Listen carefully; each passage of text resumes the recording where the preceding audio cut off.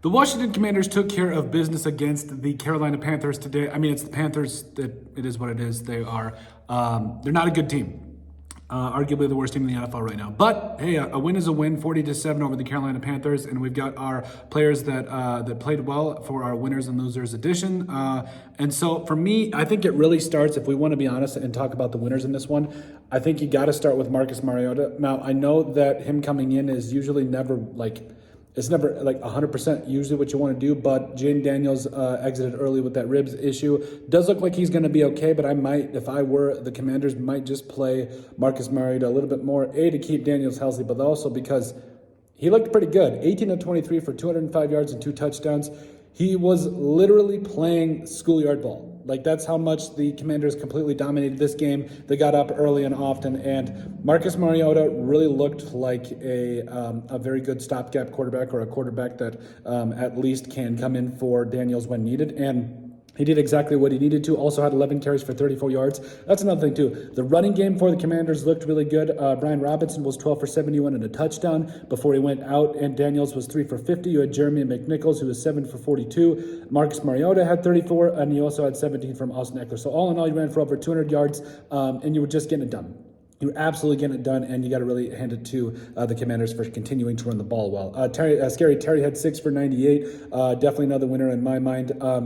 It's just so awesome to see the fact that Terry McLaurin now has himself a quarterback. And the Commanders, I know that a lot of people are going to be hating on this win, but this is a really good team. And I think it's about time that they got their flowers and got their credit. Also, Zach Ertz went 4 of 40 for a touchdown. Also, Olamide Zaccheaus, 4 for 25. Also, Ben Sinnott, however you say it.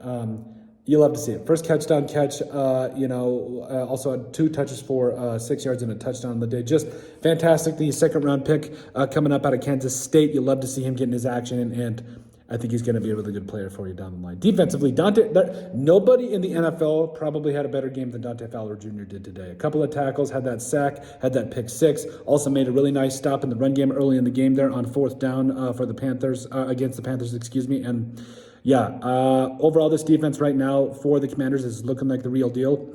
I know that the announcers were touching on the fact that it was the number 32 ranked scoring defense and all this stuff. Not anymore. This ain't your mama's defense anymore. This is a legitimate defense on a legitimate contender for the Washington Commanders. Noah Igbaneghe. Noah I will go with. He had 6 tackles. Also, Mike Sainer still had 6 tackles. Bobby Wagner had 6.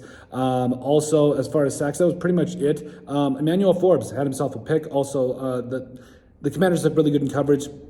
I really need to see more from the D-line, specifically Jer'Zhan Newton, who we made a video about. But also, I mean, when you win 40-7, the Commanders were clearly in control of the entire game, and it's fantastic. They really looked in control, and they needed to. So overall today, there were really any losers. I really feel like anytime you win 40-7, you really can't say anything. So congrats to the Commanders, another big time win, and now moving to 5-2, and we'll see what the rest of the season holds. But let us know what you guys think. The Commanders taking care of business against the Carolina Panthers. Make sure you guys like, comment, and subscribe down below, and we'll see you on the next video.